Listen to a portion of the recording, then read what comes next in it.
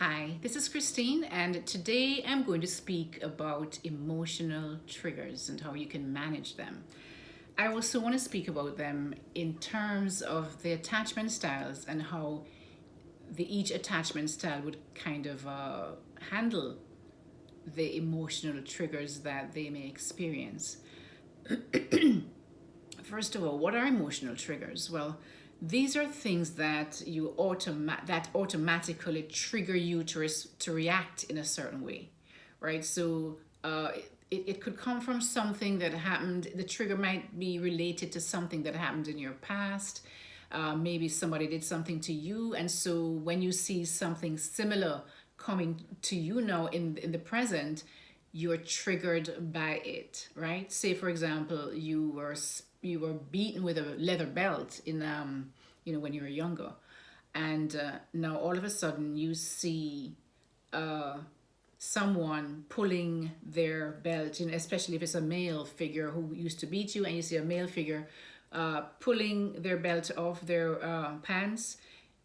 That might be a trigger for you because you might automatically react from a position of fear, because that was what you felt when you were younger, and maybe your dad or somebody used to beat you with a leather belt, and once they take off that belt, you know that you're going to get a beating. And so in the present, usually that can serve as a trigger as well to make you start feeling fearful and really kind of slink back into yourself, because now there is this great fear of this person using that belt to beat you again, right? So these are emotional triggers that we all experience. And so how do we manage these triggers? Well, first of all, let's make sure we understand that triggers, there's usually a pattern. And when I say a pattern, right, a thought comes into, something happens, the person took off his belt. And then there's a quick, because that is like buried in our subconscious. It becomes so automatic. It's an automatic response without thinking really, if this is really how we should now feel, right? Now remember, when that happened, we were children, maybe helpless, dependent on this person who is going to take care of us, feed us, clothe us, send us to school, whatever it might be. And so at that point, we were children and helpless, and could not fight back, or could not resist, could not walk away from this, right?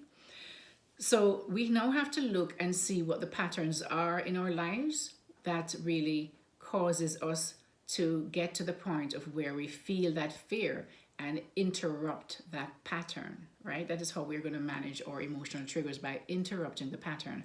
And the pattern is usually something comes in our awareness, somebody with a belt. A thought comes to mind, right? We get an emotion because of the thought that comes to mind. This person is going to beat us with its belt. The emotion is fear. Then we start to act a behavior. The behavior follows the emotion, right?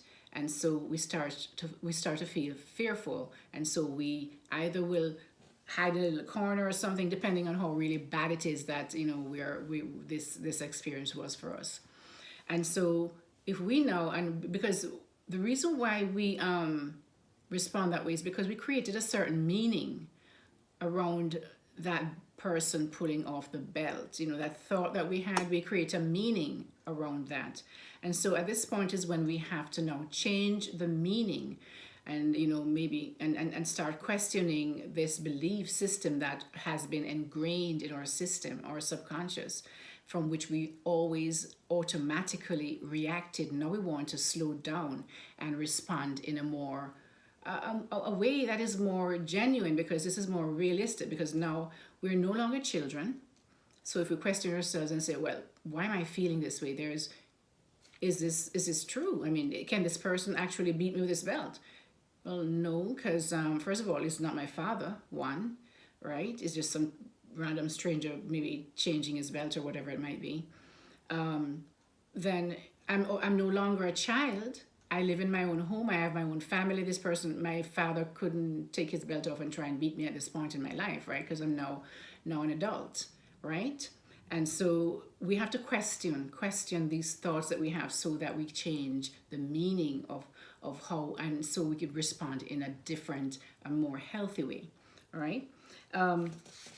Now, the thing is that, because the reason why we always kind of just react is because we are responding, we're reacting from an automatic position where we don't stop to break it down or question the thoughts or the emotions that are coming up. And usually, guys, the pattern is like we have the thought, we create a meaning, we get an emotion, and we act out that emotion, right? Now we have to, that is a pattern. And with all of that, we are having some kind of a stuff going on in our bodies as well. So all of those things, we have to pay attention to what the trigger causes in our body as well as in our thought processes, and interrupt those, because you can feel it. So you are aware that something is happening inside of you, and it's going to cause you to respond in a negative way. So guys, I hope that kind of help to at least to recognize these triggers, and also how to slow them down. Now, as I mentioned earlier, I'm going to speak to you in terms of the different attachment styles. For example, the anxious preoccupied individual usually will just be, it's very difficult for them to slow stuff down because they react without thinking. It's automatic for them, and it's very difficult, right?